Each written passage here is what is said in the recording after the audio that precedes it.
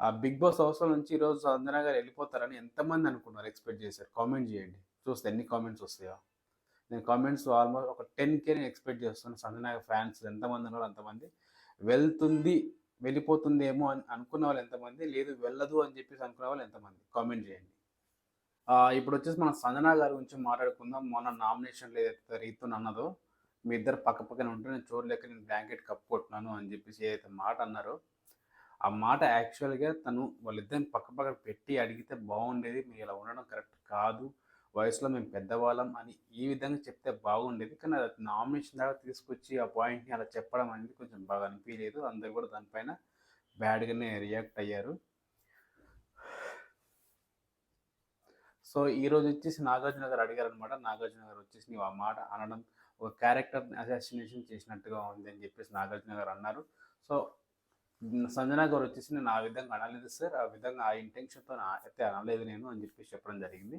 And ఫైనల్‌గా చూసుకుంటే సంజన గారు ఇంట్లో నుంచి ఎళ్ళిపో అని చెప్పేసి ఒక హౌస్‌ని 'బిగ్ బాస్' హౌస్‌లో హార్మోని పాడు చేసేవాళ్ళు 'బిగ్ బాస్' హౌస్‌లో ఉండడానికి ఆహ్, అర్హులు కాదు అని చెప్పేసి అంటారనమాట.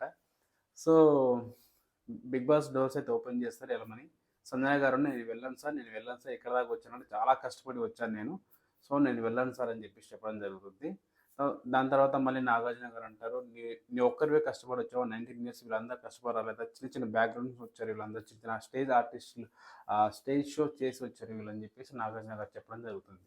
సో, ఏంటంటే తర్వాత ఏంటంటే ఇమాన్యుయల్ సో, 'నాగార్జున' గారు మళ్ళీ నలుగురిని లేపుతారు. అప్పుడు ఎవరైతే సాక్రిఫైస్ చేసారో తను మళ్ళీ 'బిగ్ బాస్' హౌస్‌లో ఉండడానికి సంజన గారి కోసం 'రీతు', 'తనుజ', ఇమాన్యుయల్ అండ్ 'భరణి' గారు. ఇప్పుడు నలుగురు సాక్రిఫైస్ చేశారు. సో, మళ్ళీ వాళ్ళనే డెసిషన్ తీసుకోమంటారు. సో, వాళ్ళేంటంటే నలుగురు ఎళ్ళిపోయి ఒకసారి మేము పర్సనల్ కూర్చొని డిస్కషన్ చేసి చెప్తాం సార్ అని చెప్పేసి చెప్పడం జరుగుతుంది. వాళ్ళు నలుగురు ఎళ్లి కూర్చొని మాట్లాడుకొని దాని తర్వాత ఏంటంటే పబ్లిక్‌కి తర్వాత కెమెరాస్ ముందు 'బిగ్ బాస్‌కి' సారీ చెప్పి ఆహ్ ఉండనిద్దాం 'బిగ్ బాస్' హౌస్‌లో అని చెప్పేసి వాళ్ళు అలా డిసైడ్ చేసుకుంటారు. వచ్చిన తర్వాత మళ్ళీ 'బిగ్ బాస్' మళ్ళీ ఆ ఏరియాకొచ్చి సిట్టింగ్ ఏరియాకొచ్చి నాగార్జున గారితో చెప్తారనమాట.